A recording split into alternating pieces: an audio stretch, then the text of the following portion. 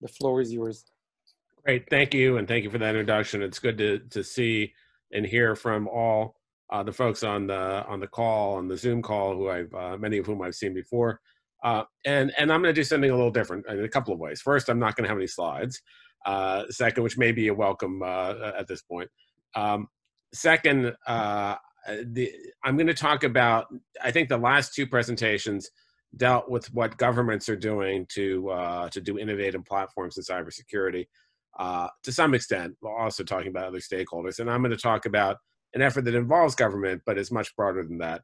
And as Ken said, and it's no surprise, I think all of our presentations have the theme of the importance of a multi-stakeholder setting, of having more than just one stakeholder, one set of stakeholders, one class of stakeholders involved. And that's certainly true for what I'm going to talk about. And it's really been true in other endeavors too. As Ken mentioned, I think my first all of government bilat that we started when I was at the State Department was with Japan, and my last one was also with Japan in 2017. And that dialogue evolved from being first government to government, which had, I think 16 different agencies on the Japanese side and about 10 on the US side, which was lots of PowerPoints in the beginning, better communication as time went on, to at the end where we had a segment, a half-day segment built in that was not just government to government, but also involved with the stakeholders. So I do think that's important, and it makes, especially in the area of cybersecurity, a richer dialogue. With respect to the capacity building and the Global Forum for Cyber Expertise, which I am the president of the new foundation for, I want to set the stage a little bit and talk about capacity building and why it's important. One of the I think increasingly people around the world are recognizing that cybersecurity is an important issue and a priority issue. Now, that's still a relatively new thing. A lot of people have always thought of cybersecurity as a boutique issue, especially at the political level or the leader level. But that's changing, and I think more and more countries are recognizing this as a core, important, foundational element of our societies that undergirds innovation and prosperity and economics and everything else, and social interaction, which is good. But as we move on that innovative path, clearly the security of those systems becomes heightened, and that's certainly been illustrated by the COVID-19 crisis and how dependent we are on those systems. In fact, I think a lot of developing countries are now prioritizing cybersecurity in a way they hadn't before. So if there's a silver lining to COVID, and there's really not much of one is, I think, a greater awareness of that being important. So among this, though, a number of countries, the US, Japan, Israel, and others, Germany, the EU, I think have been on a glide path of thinking about cybersecurity as being important, but unfortunately, it's not universal. Both in terms of the policy aspects of cybersecurity, things like norms, rules of the road in cyberspace, international law, and the practical aspects like building capabilities to deal with cyber events, computer emergency response teams, having national strategies, having good cybercrime laws and enforcement, having good standard setting bodies. All those things are important, but for many countries around the world, they just haven't been able to do it. They don't have the ability, they don't have the capacity to do it. They don't have the training programs. They're often concerned with other things, other foundational things for their society. And so it hasn't been as much a priority before. It's becoming a priority, but there's a great need out there, a huge need out there. And the way that's been met, I think, over the last 10 or 15 years, and certainly this was true when I started our program at the State Department, is that all these various countries, and sometimes private sector and other entities, would do programs for countries in a sort of happenstance basis. You'd have law enforcement programs, you'd have cert building and technical programs, you'd have policy programs. But there wasn't a lot of coordination among them. There wasn't a lot of harmonization among them. I used to joke that 10 different countries would train the same 4 people and say, whatever country you want, on successive weeks, and there was no way for them to deconflict and actually make our resources go farther, because resources, as in many areas, but certainly this one, are pretty dear, or pretty hard to come by. And there was no really way to track what was going on or to match needs with resources. Often, if a country had resources, they just go and do something. Now, we all try to do better in that. We did regional trainings with ECOWAS and others in Africa. We tried to involve other countries, the EU, France, France in particular, and some of the Francophone countries. But that, again, was sort of episodic. So there was a clear need both for capacity building, but also a more organized way of looking at capacity building, one that brought together not just the various countries that were involved, but the countries and the other actors, civil society actors, academics, and industry, private sector players. And there really wasn't a platform for that. Back in 2015, and so that there was a need for a kind of innovative global platform ecosystem to allow that. And there wasn't one out there for lots of reasons. I think part of it was no one player had the legitimacy to do this, no one government, no one other stakeholder player. So I think that made it difficult to do. And people really focused on just the implementation rather than that coordination. So in 2015, the Dutch hosted the global conference for cyberspace in The Hague. And this was right after they did the nuclear security conference. So I have to give the Dutch great kudos for this. They did a wonderful job. Just a very important conference, lots of different people coming together, both governments at a high level, and not just the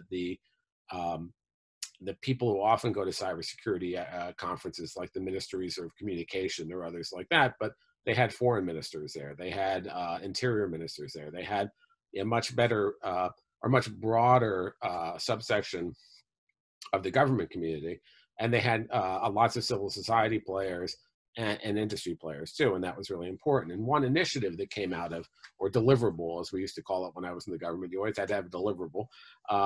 One deliverable that came out of that was the creation of the Global Forum for Cyber Expertise, which, as the name suggests, is supposed to be a global forum for capacity building in this area. And the initial idea behind the Global Forum for Cyber Expertise, the GFC, was to put together different projects that matched several different stakeholders. So it could be several governments, it could be several governments in the private sector, to implement a particular capacity building program. And we thought that this would, and they thought that this would actually generate more organization in this area. And so, for instance, there was one that the U.S. did with Symantec on crime statistics, and I think that one was in Africa. There was another one in South America. So there was a number of these joint projects by a number of different entities, and that was useful. And the GFC sort of went with that model for the first couple of years as this new innovative model, but it became clear that wasn't enough too. And so in Delhi, at an annual meeting in Delhi of this global platform, there was a decision that we needed to focus on several different areas. And I should say that the membership of this group has grown substantially over the years, from just about 40 members in the beginning when it was launched, to now 115 members that include like 60 different countries, but also numerous other entities who are either members or partners of the GFC organization. And the idea was to focus on several different things, certain core capabilities. First, substantively, there were 5 areas that were focused on. One was national strategies. That's sort of the foundational element for countries as they look at this. If they don't have a national strategy that prioritizes this, it's hard to organize. Second, and then part of that was also the diplomacy, norms, and other building, getting countries ready to participate in this. Second was incident response, which includes building certs. Third was cybercrime, which obviously has been around for a long time, and there's been a lot of activity on that. Building capacity building, making sure people have adequate laws, countries have adequate laws. Fourth was standards, and then fifth was skills and education and awareness. So those are the basic substantive areas. Working groups are created. But the core activities of the GFC, the ultimate foundational part of the GFC, is this idea of information sharing between all of these different entities, all these different countries, sometimes regional organizations, the OAS, EU, APEC, we have ITU organizations. There are multiple members were involved in this. So this information sharing platform, which doesn't exist, was really, really helpful. The other core part of the mission was the idea of matchmaking, of a clearinghouse. So there is no place now, the GFC is that place, where a country could say, you know, I need help. Where do I go? You know, I could go to any number of different countries. I can go to different foundations. I can go to different implementers. That's great, but that's very difficult for a country. So the idea is that a country can come to the GFC and say, I need help with a particular thing. And then there's a process where the GFC helps match the donors and the implementers to that request. So the example I'll give is Senegal, which came, Sierra Leone, which came to the GFC and asked for help on a national strategy. And they also needed help with some other things. So there was at first more discussions with the Sierra Leone about what they needed, but then that was followed up by a number of conference calls with different stakeholders who could help implement that, who could do, for instance, Oxford did the initial assessment to see what they might need in a national strategy. Then it was followed up by other stakeholders who could provide the actual technical assistance, and there's a way to track that over time. So that clearinghouse function is really important. The second area that's really important that goes to this information sharing issue is we created something called the Sybil portal. And this is a portal, but it is a collection point for all the best practices, all the things dealing with these major areas on cybersecurity that countries and other stakeholders can use and have easily accessible. So that was launched back in November of last year, and that's been built up very quickly. The third area, which is relatively new, I mean, all these are relatively new, is the idea of a global research agenda to identify what is needed in the community, what things need to be looked at, and then have that research done. I mean, the way the GFC works now is really by volunteers. You know, I used to chair on a volunteer basis one of the working groups on strategies and policy. And people would write papers, but they did that out of the goodness of their heart, essentially, you know, that they wanted to contribute. And that's great. And it's great to have a very passionate community, but it's not enough. You need to have sustainability. So the idea behind the global research agenda is to make sure that we can meet these needs and then maybe fund that research, you know, as we're in the process now of trying to raise more funding.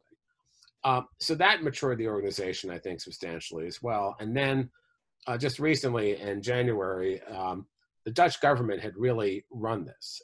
And unlike some governments around the world, the Dutch government was really good at kind of keeping in the background and not saying it's all about us. You know, I'm not sure my own government would have been that modest, for instance, or other governments either. But the Dutch were very good in doing that, which allowed other governments to come in and play and not make it a particular government initiative. But they thought it was important for long-term stability and sustainability to spin this process off. So after a 2-year process, because they've never done this before, you know, they had to engage their parliament and others. They spun off the GFC as an independent foundation. There's a board of directors who runs it. I'm the chairman or the president of the foundation. We have a secretariat, a relatively small secretariat. We're trying to make sure we have global reach. And the beauty of that is that now this can become even more international. Obviously, we can get funding from all over the world. That's critically important, but we can get more participation from all over the world. And this has been global from the beginning, but we need to make it even more global.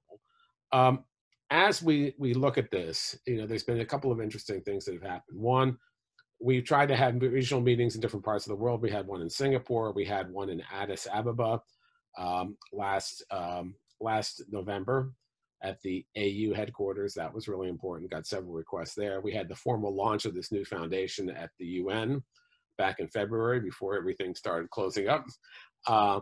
And we're really trying to expand. When we did 2 meetings a year, one in The Hague and then one somewhere internationally.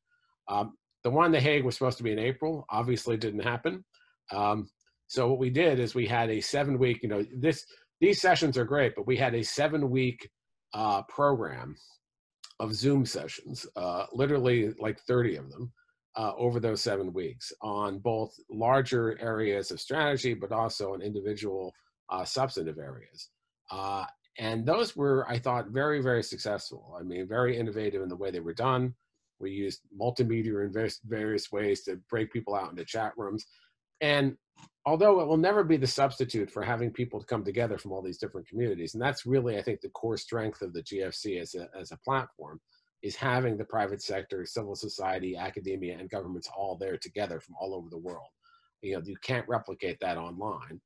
But you can reach people who often can't go to these meetings because they don't have the resources to do it. So we got more participation, I think, from Asia Pacific. We did calls regionally specific. So Asia Pacific, a little hard for me because it was at 2 in the morning, but still it was important to participate. We did ones with Africa and Europe and the Americas. That was, I think, really important. Countries in Africa who couldn't necessarily come to the meetings, and we would try to fund countries to do that, could participate in these calls. So I think that was an innovative way to do this. But as we look at the future, we really, you know, this has become, I think, a core issue, a core foundational issue. Capacity building has become really, really highlighted in these various UN processes, something called the UN Open-Ended Working Group on Cybersecurity. It's a much longer title than that, but I'm not going to get, if I just said the real title, it would take the rest of the presentation just to do that, so I won't. But it's become a big issue there. I've gone to those meetings, and many countries have raised capacity building as a foundational element. Many countries have raised the GFC, which I think is important. But that it's really become important there. I think it's becoming more important everywhere as countries look at what needs to be done. That this capacity building thing is important, not just to leave countries behind, because it's critically important they not be left behind, but also I think even developed countries are in a process of continually revamping, looking at their policies, and they need to think, look at best practices, share information on how to do that.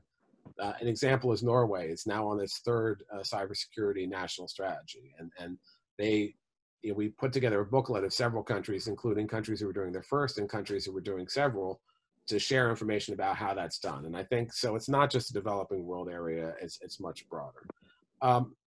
So I, as I look at this, I think the most important issue is collaboration between all these different stakeholders. It is a huge job. It is very difficult to coordinate internationally and globally and be inclusive. That is our goal, certainly, to do that. And I think we made substantial progress, even, real substantial progress in the last year. But there'll be challenges going forward. There are funding challenges, there are resource challenges, there are time challenges. I want to get more private sector entities involved. Microsoft is a member, longstanding member of the GFC. We have several others who are as well. I want to get more countries involved. I want to get more civil society involved. So we need to find ways to attract those participants, and we need to find ways for those participants to be actively involved. It's it's great to be a member of an organization, but it's not that great if you don't do anything. You need to be actively involved and figure out how to incentivize that. So I've been very happy so far. I was happy to take on this new position because I feel very passionately about this. It is a catch-all for almost everything else in cyberspace that we're looking at, but there's a lot to do. So with that, I will close my remarks, and we can go to, I guess, questions and answers next. Or you're the moderator. You decide. So Chris, thank you